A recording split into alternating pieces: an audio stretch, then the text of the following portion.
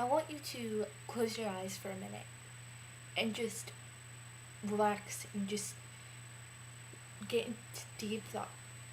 I want you to take yourself back to Paris, 1942. And I want you to forget everything you know about Paris now.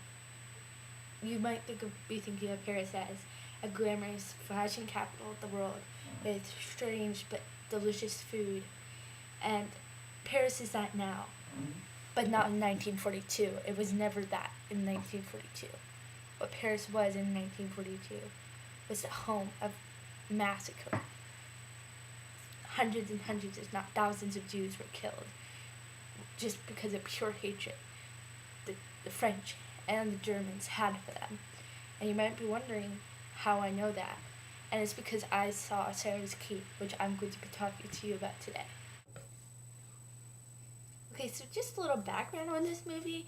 It's based on the best-selling novel Sarah's Key of the same title by Tatiana de Roseny, and this is one of my it's my favorite book of all time. It's like, well, it's tied with To Kill a Mockingbird. It's so good. And basically, what it's about is it takes place in two separate times.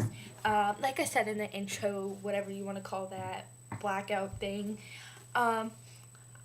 It takes place in Paris, July 1942, which basically it's about this girl and her brother, and they're just living life like normally until the French police came and knocked on their door and arrested them and took them to this like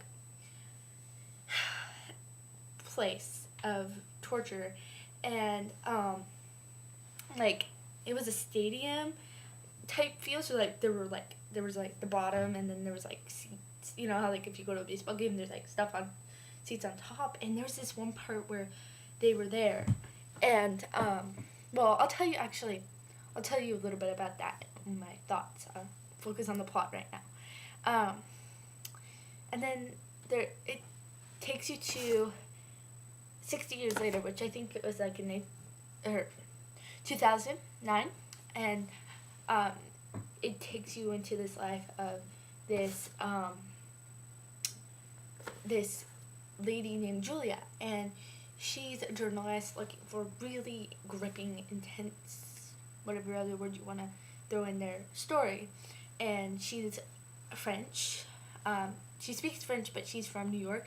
But she seems like a French person in this movie because she speaks it fluently and kind of looks like a French person. And she really becomes invested with the story of this girl named Sarah, which is the one her family got taken away. And because it's the anniversary, and so she really was invested in it, and she became kind of obsessed with it and entangled in it, and she found out that, well, I won't give away details, I don't want to give away details, but like her life is closely connected to Sarah in ways she never thought they would possibly be. And there's parts in this movie that are really intense, and you could probably figure out that like Sarah's story and Julia's story kind of intertwine with each other. So like they go back and forth, and there's parts in these movies, as you can probably guess, since this is a movie about the Holocaust, that there's some really intense, violent parts in this. Like what I was saying earlier, before I got all they get taken to this like place that's like a stadium, and it's where they get put, and there's this one part where just randomly you hear screams. And I'm not trying to spoil it, and I know this is really hard when you like have your favorite movie, but you hear screams, and then you see a dead body drop from the like top part of the stadium, and it cuts into the part of that comes into 2009. It kind of cuts into that, so like when it gets really intense and switches to a less intense part, so it's not like all in your face. And I think that was really well done, because there was parts in this movie where I just couldn't stomach it, both the violence and just the gross stuff, and just like, yeah. And there's really depressing parts in this book and movie um, that are really depressing and just sad. And even though you probably knew it wasn't gonna turn out any differently, you just still wanted to pull for the characters. And and there's also happy parts. And I mean, like, I've always respected Jews and what they've had to go through. I mean, I'm not Jewish, but, you know, you can still respect, even if you're not religious, you know, you still respect what they go through, and I've read them in books. But I had to keep telling myself, this is what they really went through, and this was the, like, really amazing, like, example of, like, what they went through. And now I have, like, 10 times more respect for the Jewish people. Like, even if they didn't, like, just Jewish people in general, like, even if they're not, they don't have, they haven't been through that experience, like, that's in their heritage, and that's really amazing.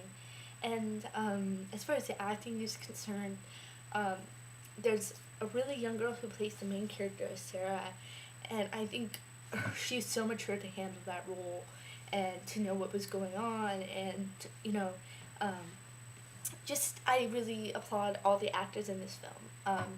And it is in French, so well, some of it's in French, some of it's in English, but there for probably 50% of this film, there's subtitles. So I know some people have issues with that, and my mom was like, I don't know if I want to go to this film, but she finally realized how much it meant to me to see this film, since it was my favorite book, and we saw it, and my best friend went with me, and she loved it, and it was just a really good film, and it's foreign, so it's not playing everywhere. But if you do have a theater that plays foreign films, just go see it.